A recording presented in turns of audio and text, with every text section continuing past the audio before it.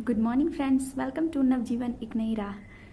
पिछले टॉपिक में मैंने आप लोगों के साथ शेयर किया था बीपीएससी के डिटेल्स सिलेबस के बारे में, जिसमें कि बहुत सारे ऐसे कमेंट्स आए हैं जो थोड़े कंफ्यूज हैं।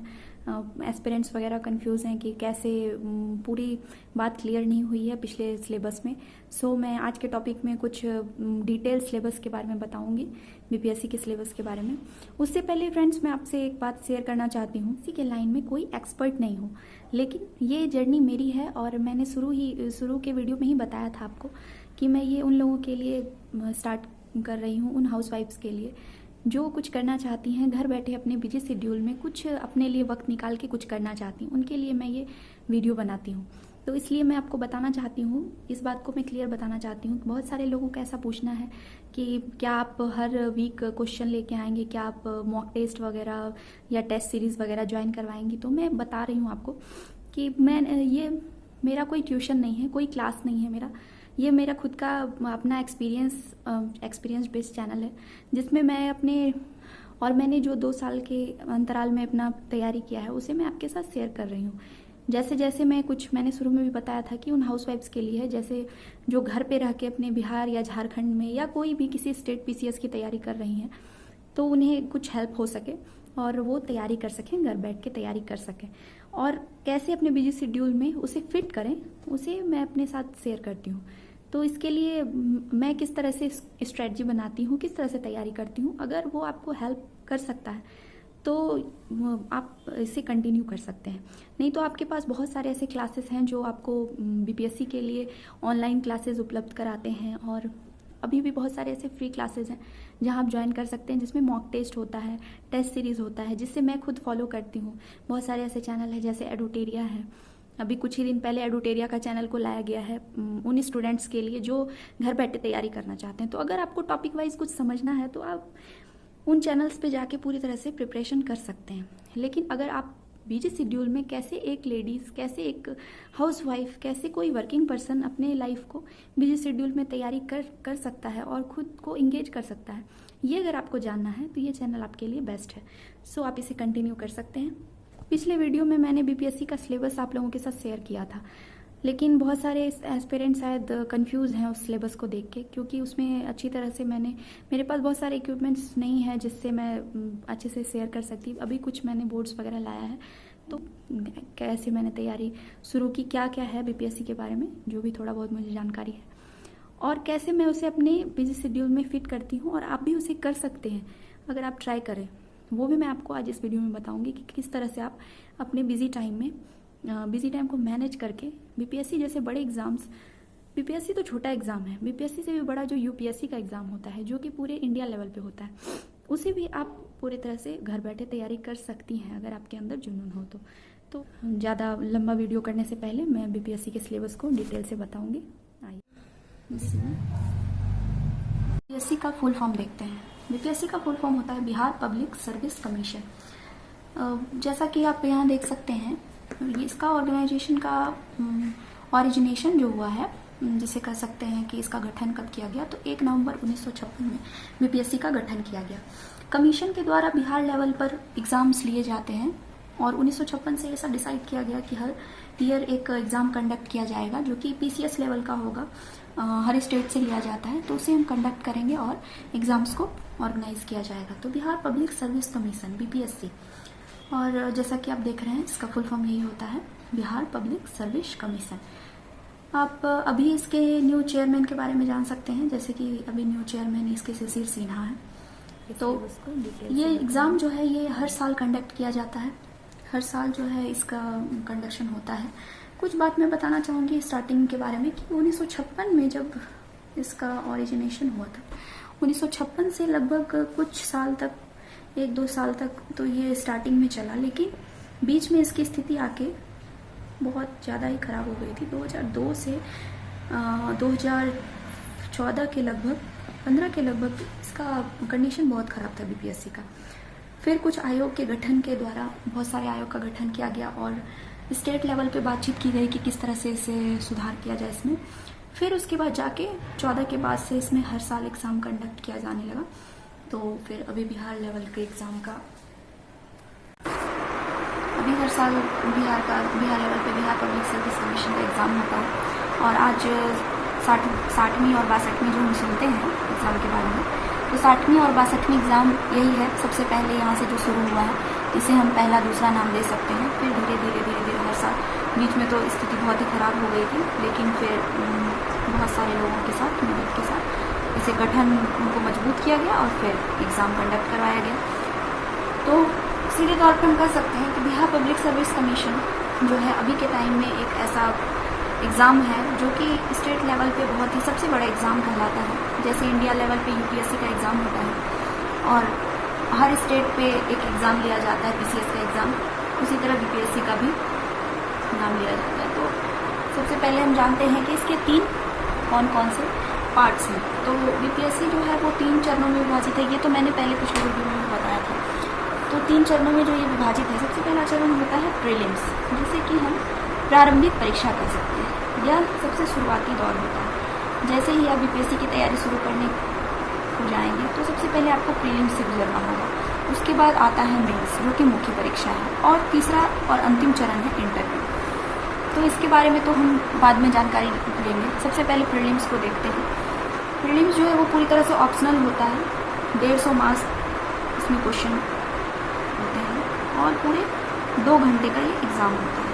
ठीक है, तो मैंने बताया अभी ये ऑप्शनल है। पूरी तरह से इसमें ऑब्जेक्टिव क्वेश्चन आते हैं प्रीलिम्स में, किसी तरह का सब्जेक्टिव क्वेश्चन नहीं होता है। बिहार लेवल के जो ये एग्ज़ाम है बीपीएससी, इसका सबसे बड़ा फ़ायदा अगर एस्पिरेंट्स उठाना चाहेंगे तो वो है इसमें कोई निगेटिव मार्किंग नहीं है, नो निगेटिव मार्किंग। इसे आप हमेशा याद रखें, क्योंकि क्या होता है कि बहुत सारे ऐसे स्टूडेंट हैं जो तैयारी तो बहुत करते हैं, एग्ज़ाम में लिखते भी हैं, लेकिन निगेटिव मार्किंग के कारण उनका मार्क्स बहुत ही कम आ जाते हैं। तो इस बात को आप ध्यान में रखें, लेकिन तैयारी तो प्रिपरेशन तो आपको करनी ही है। तो प्रीलिम्स में जो है वो ऑप्शनल आता है। 150 मार्क्स का क्वेश्चन होता है, मैंने बता दिया, फिर से बता रही हूँ, 2 घंटे का एग्ज़ाम होता है। और इसका मेन पेपर जो है वो जनरल स्टडी कहलाता है, जिसे सामान्य विज्ञान भी कर सकते हैं, सामान्य अध्ययन भी कर सकते हैं। ये 150 मार्क्स का होता है। जनरल स्टडी के अंतर्गत कुछ सब्जेक्ट्स हैं जो पिछले वीडियो में मैंने बताया था, 7 सब्जेक्ट्स के बारे में, 6 सब्जेक्ट के बारे में। उसे मैं अलग अलग इसमें डिस्कस कर रही हूँ कि कौन सा सब्जेक्ट है और हमें अपने बिजी शेड्यूल में किस पर ज़्यादा ध्यान देना है और किस पर कम ध्यान देना है, ताकि हम इस एग्ज़ाम को क्रैक करने की कोशिश करें। तो सबसे पहला सब्जेक्ट और सबसे जो मेन पार्ट है, इसे बीपीएससी का सबसे दुलारा सब्जेक्ट भी कहते हैं। सबसे पहला है हिस्ट्री, सेकेंड आता है पॉलिटी। हिस्ट्री का तो आपको हिंदी पता ही है, बहुत सारे हिंदी एस्पिरेंट्स और इंग्लिश एस्पिरेंट्स का अलग अलग कहना है कि हिंदी इंग्लिश दोनों में मैम बताएं, तो इसलिए मैं हिंदी और इंग्लिश दोनों में बता रही हूँ।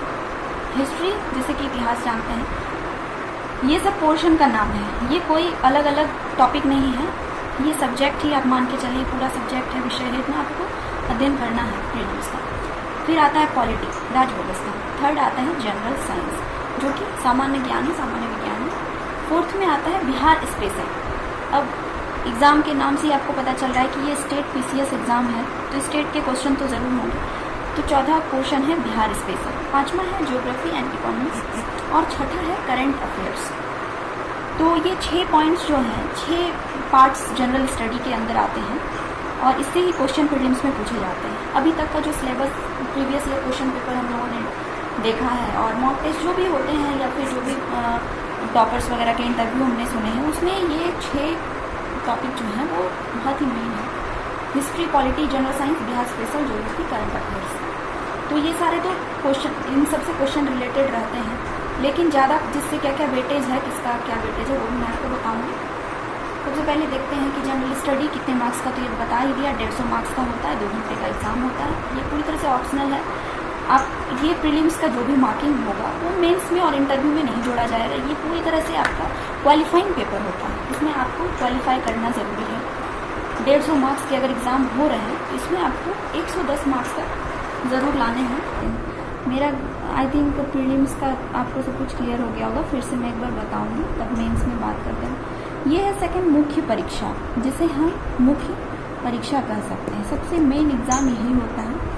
यहाँ पे आपके पास 4 सब्जेक्ट होते हैं, 4 अलग अलग पेपर कह सकते हैं इसे। सबसे पहला पेपर जो होता है वो है जनरल हिंदी का, जो कि सामान्य हिंदी कहलाता है।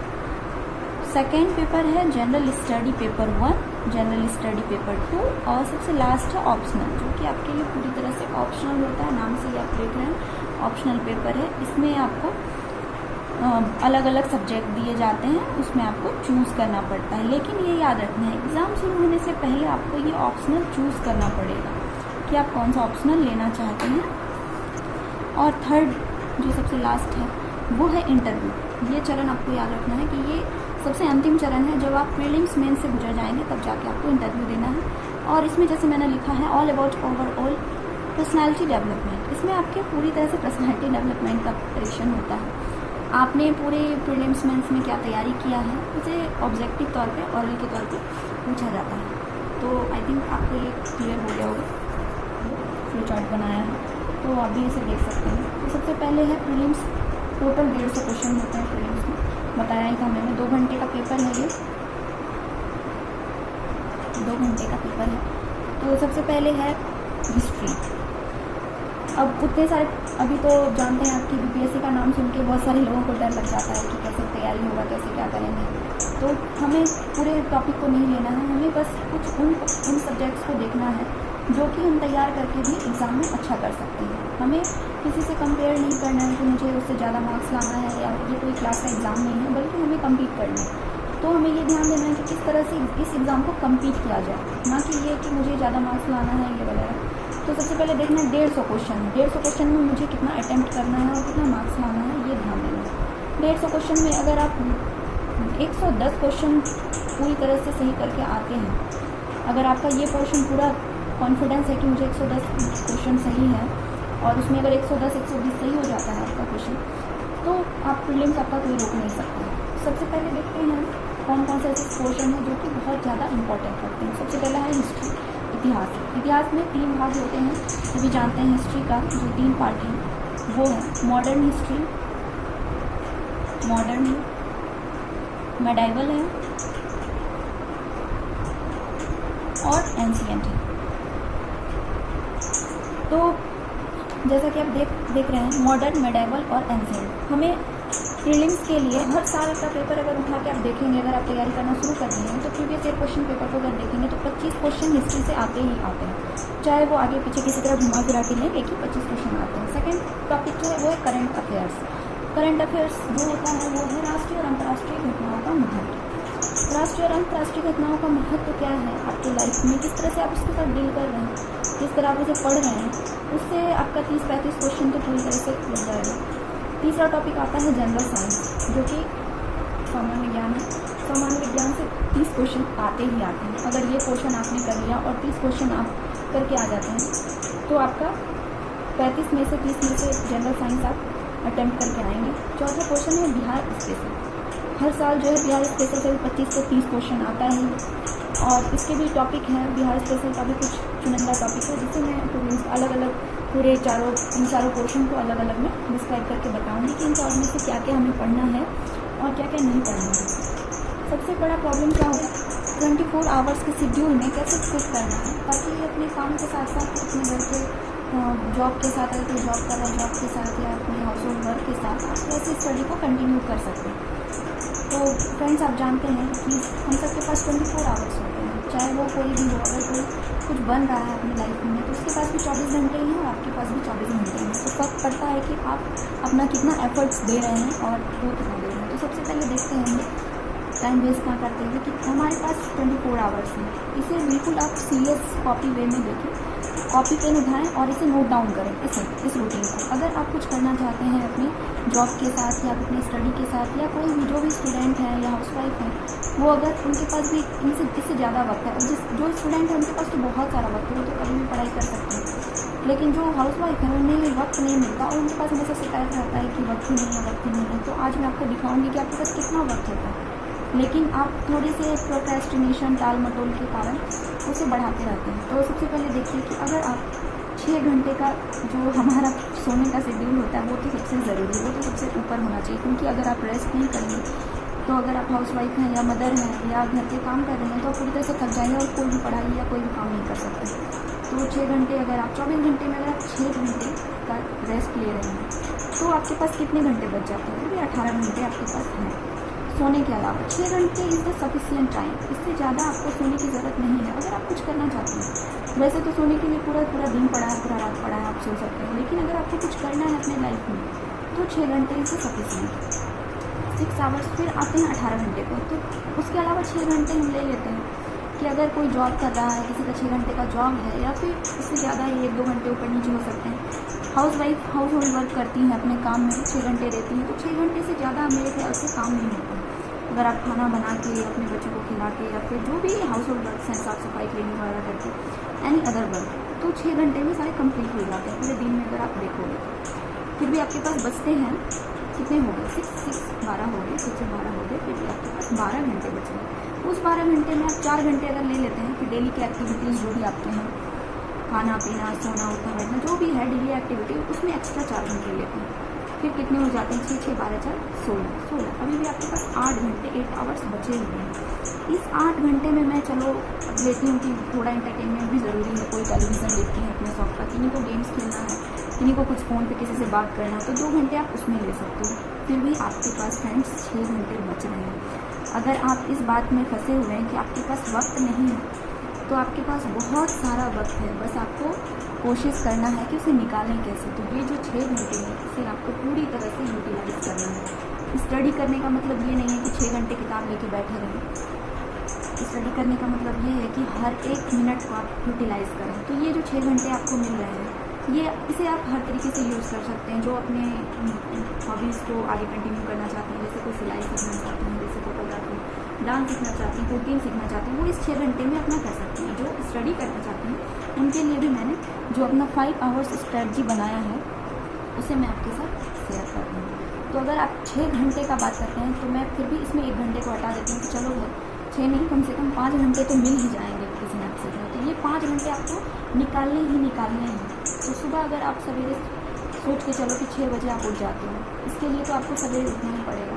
चाहे 5 बजे उठो, चाहे 6 बजे उठो, चाहे किसी का नींद अगर सवेरे और भी सवेरे खुल जाता है स्टूडेंट का, तो 4 बजे अगर उठ जाते हैं, तो सुबह के 2 घंटे को आप पढ़ाई में लगा सकते हैं। अब क्या पढ़ना है वो भी मैं आपको बताऊँगी, और किस तरह से उसे बांटना है पढ़ाई को, वो भी मैं अपना स्ट्रेटजी बताऊँगी। बाकी आप अपने इसे अकॉर्डिंग बांट सकते हैं। इसे तो आप पूरी तरह से फॉलो कर सकते हैं। ये आप लोगों का अलग हो सकता है, क्योंकि देखिए हर इंसान का अलग अलग रूटीन होता है। किसी के पास अलग टाइम होता है, किसी के पास अलग, किसी को जॉब का टाइम होता है, किसी को पढ़ाई का टाइम होता है। इसलिए आप इसे अपने अकॉर्डिंग एडजस्ट कर लें, लेकिन सबके पास 5 घंटे तो होते ही होते हैं। तो सुबह के 2 घंटे आप पढ़ सकते हो। फिर दोपहर के 1 घंटे, जब अगर हाउस वाइफ के बच्चे सो जाते हैं, किसी के 1 घंटे, किसी के 2 घंटे, जितने भी देर सोते हैं, उस टाइम को आप यूटिलाइज़ करो। सो के उसे गुजारो मत। रात का समय काफ़ी होता है सोने के लिए, तो ये दोपहर ड्यूरिंग नून टाइम आप उसे यूज़ कर सकते हो 1 घंटे। और सबसे लास्ट में है नाइट टाइम 2 घंटे। रात में आप जो भी पढ़ोगे, ये मैंने खुद ही एक्सपीरियंस किया है कि रात में सोने से पहले मैं जो भी पढ़ के सोता हूँ वो मुझे याद होता है। तो रात में 2 घंटे आपको निकालने हैं। अगर आपके पास पूरे दिन नहीं मिल रहा है समय, अगर आप सुबह ही 4 घंटे पढ़ ले रहे हो, सुबह 4 बजे उठ के 4 से 4 8 बजे तक पढ़ ले रहे हो 4 घंटे, तब तो फिर कोई बात नहीं, तब तो इसे आप स्किप कर सकते हो। और अगर आपके पास वक्त नहीं है तो इसे 2 घंटे में बांट सकते हो। तो ये आपके अकॉर्डिंग है, लेकिन ये 5 घंटे तो आपको निकालने हैं। अब बात करते हैं आगे कि हमें आखिर क्वेश्चन सबके मन में आ रहा होगा कि आखिर पढ़ना क्या है इस 5 घंटे में। 5 आवर्स स्ट्रेटजी जो आपने बनाया है, उसमें हमें पढ़ना क्या है। तो स्टूडेंट, अगर आप प्रीलिम्स की तैयारी शुरू कर दी हैं और अगर आपको बीपीएससी में एक्चुअली एग्जाम बीपीएससी का अटैम्प्ट करना है, तो सबसे पहला काम आपको करना है syllabus of the pre and mains.